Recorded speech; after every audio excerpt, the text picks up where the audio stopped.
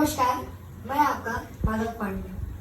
आज जो मैं कविता सुनाने जा रहा हूँ उस कविता का शीर्षक है भरत चरित। ये कविता माता कैकेयी, भगवान राम, माता कैकेयी और भरत जी के वार्तालाप पर आधारित है। जब माता कैकेयी भगवान राम को 14 वर्ष के लिए वनवास देती है, तब राजा दशरथ जी की पुत्र के वियोग में मृत्यु हो जाती है और उधर ननिहाल में कैकेयी पुत्र भरत जी को सब कुछ आभास हो जाता है। तो अब मैं अयोध्या के उथल पुथल के हलचल को और कैकेयी पुत्र भरत के मन की व्यथा की व्याकुलता को कविता के रूप में प्रस्तुत करने जा रहा हूँ। तो आप सबों का आशीर्वाद और दुलार हमें मिले। अब मैं पंक्तियां शुरू करता हूँ। जरा कल्पना कीजिएगा, तभी सुनने में आनंद आएगा कि इधर राजा दशरथ जी का शव पड़ा हुआ है, विभूषाहीन होकर, और वशिष्ठ जी कहते हैं कि बोले वशिष्ठ है व्यथित हृदय, बोले वशिष्ठ है व्यथित हृदय राजा को भूषाहीन पाकर, तो कंधे तो बुलवालाओ कैकेयी के नैहर से जाकर। उन दिनों भरत कुछ विचलित थे, उन दिनों भरत कुछ विचलित थे, आंखों को स्वप्न गढ़ता था, कारण तो ज्ञात नहीं था, पर मन के भीतर कुछ गढ़ता था। गहरे संबंधों में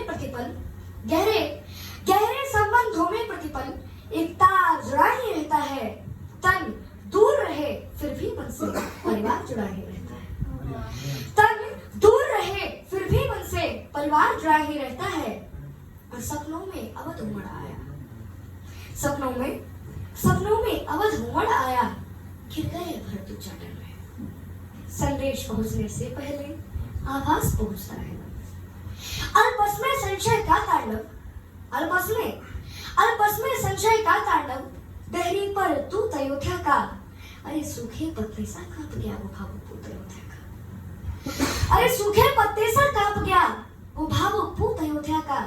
और अनुमान किया कैकेयी पुत्र ने सहयोग नहीं है साधारण। कैकेयी पुत्र ने सोचा कि कुछ तो अयोध्या में गड़बड़ हुआ है, तभी यह संदेश वहां गया है कि अनुमान किया कैकेयी पुत्र ने सहयोग नहीं है साधारण। पहले तो पूछा कुशल क्षेम, फिर पूछा आने का कारण। यह दूत कर्म था कठिन बहुत, ये दूत कर्म था कठिन बहुत। भीतर का शोक छिपाना था, मातम को मंगल कहना था, स्वामी को झूठ बताना था। घर नगर चतुर्दिक मंगल है, घर नगर चतुर्दिक मंगल है। यह बात अधर जब कहते थे, पिंडलियां कंपन करती थी, आंसू भीतर को बहते थे। हे राजकुंवर, गुरु आज्ञा से आया हूं तुम्हें बुलाने को। अब उस संदेश वाहक ने क्या बहाना दिया कि हे राजकुंवर, गुरु आज्ञा से आया हूं तुम्हें बुलाने को, इसके अतिरिक्त नहीं कोई संदेश तुम्हें बतलाने को। चल दिए भरत रिपुदमन सहित निर्नाद दौड़ता था सिरनन की गति से आशंका और आशा का जारी था। जब किया प्रवेश अयोध्या में गलियों में सन्नाटा देखा, संशय का ज्वार उमड़ आया और धीरज ने फाटा देखा। जब हम ननिहाल गए थे तब ऐसा नगरी का आंगन था, हर चौखट इतनी मौन थी और आंगन इतना दंग था। हर चौखट इतनी मौन थी और आंगन इतना दंग था। जिस ओर भरत का देखा, मुंह फेर खड़े हो गए लोग। अब यहाँ देखिए कि भरत जी को लोग कैसे ट्रीट कर रहे हैं। जिस ओर भरत का रथ देखा, मुंह फेर खड़े हो गए लोग। कैकेयी सुतले मन में सोचा, मैं मानुष हूं या महारोग, सबकी आंखों में तिरस्कार, कैसा अनभिज्ञ अभागा हूं, जो सावन का सोया सीधा पछड़ में जगा हूं। ऐसा लगता था खड़ा हुआ है शीश झुकाए राजभवन। ऐसा लगता था खड़ा हुआ है शीश झुकाए राजभवन। कैकेयी सुध से आंखें करता था दाएं बाएं राजभवन, लेकिन केवल एक सूरत ऐसी थी जिस पर कड़वा अवसाद था। वैधव्य समाया हुआ था तन पर, चेहरे पर तनिक विषाद था। बस मुंह का रंग उदास हुआ, सुना था गाज कलाई का, अरे कुमकुम सिंदूर विरुद्ध तुम्हें पर था भाव दिखाएगा। वो कौन थी? तो माता कैकेयी। कि पुलकित होकर बोली कैकेयी, अभिनंदन हो स्वीकार भरत, पहले पितु की अंत्येष्टि करो, फिर ग्रहण करो दरबार भरत, फिर ग्रहण करो दरबार भरत। मैं हुआ अनाथ अयोध्या का, मैं हुआ अनाथ अयोध्या का, सूरज यमपुर में डूब गया और ऐसे में माँ का उत्सव देखकर हृदय धड़का हो गया। ज्ञानी शब्दों से घटना का, ज्ञानी शब्दों से घटना का बस इंगित पाया करता है और भीतर का सच तो वक्ता का आचरण सुनाया करता है। भीतर का सच तो वक्ता का आचरण सुनाया करता है और आश्चर्य अक्षुण होकर टूटा, पीड़ा क्रोधित हो चीख पड़ी, अरे माँ को हर्षित क्यों करती है, अरे कुल की ऐसी शोक खड़ी। बोले माँ ओछा लगता है, बोले माँ ओछा लगता है, यह तेरा हर्ष प्रफुल्लित मन, अरे तूने ही तो नहीं दे दिया इस महाशोक को आमंत्रण। उन्माद परे रखकर संभली, उन्माद परे रखकर संभली, वात्सल्य उड़ने लगी त्रिया, सुख की आंखों में घृणा देख मोहे सिकोड़ने लगी त्रिया। अरे तुझको भी मैं दोषी लगती, अरे तुझको भी मैं, माता कह रही है कि अरे तुझको भी मैं दोषी लगती, ऐसे क्या पाप किए मैंने, राजा पर थे दो वरुधर, अवसर पर मांग लिए मैंने, मेरा बेटा युवराज बने ये इच्छा तो अपराध नहीं, और राम नहीं बन जाते तो पूरी होती ये सब नहीं।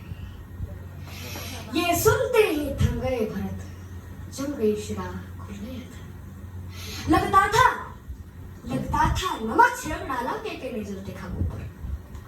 हर रोम लपट बन रहता था, हर रोम लपट बन रहता था, पर्वत सा टूटा था सिर पर, भीतर जो लावा देखा था गया चरण से पर। पापिन तूने इनको घाते हाथों से क्यों पाला है मुझको, अरे जिस दिन जन्मा था उस दिन क्यों मार नहीं डाला मुझको, अरे दर्पण तोड़ा है उत्सव का, ममता छलने पापिन तूने, अरे चरणामृत में विष खोला है जिह्वा से नागिन तूने, अरे चरणामृत में विष खोला है जिह्वा से नागिन तूने, अरे देना होगा उत्तर इसका क्योंकि उत्तर स्वयं विधाता को, अरे क्यों बंध्या नहीं बना डाला इसी हत्यारी माता को। पति को खाके और आनंदित है, पति को खाके और आनंदित है और अति भर का पश्चाताप है।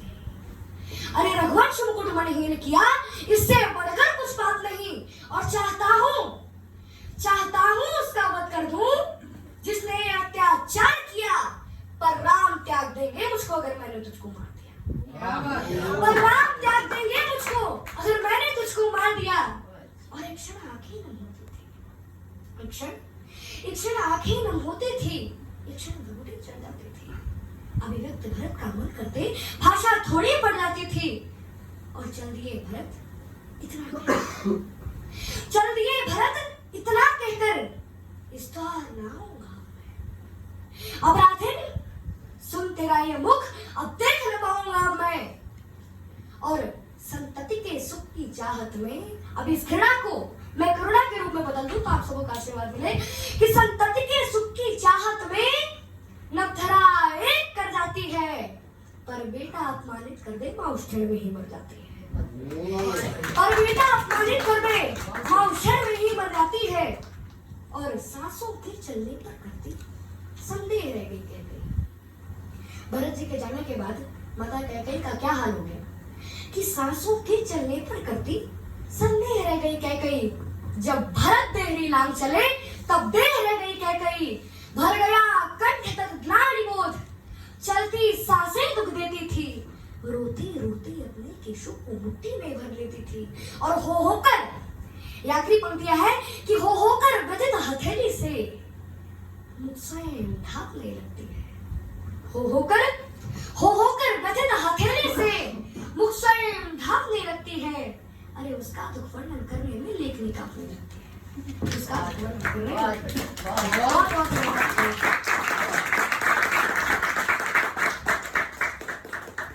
छोटा पैकेट बड़ा धमाका निकला ना। बोला था बच्चा हमेशा जब भी आता है धमाल कर जाता है, अब इससे क्या ही पूछूं मैं। Thank you so much Madhav, बहुत दिनों बाद तुम्हें परफॉर्म कर देखा, we are always happy to see you and have you here. इसके संस्कार मैं हमेशा बोलती हूँ मैम बहुत अच्छे दिए हैं, क्योंकि हमेशा आता है कि touches the feet of everyone, मुझे बहुत पसंद आता है, दैट इज व्हाट एवरी बच्चा शुड डू। Thank you. और ये मुझे इमीडिएटली बुढ़ा कर देता है क्योंकि मेरे पैर को कोई नहीं छूता सिवाय इसलिए। तो thank you so much Madhav आने के लिए, and hope to see you every time. ठीक है, थैंक यू सो मच।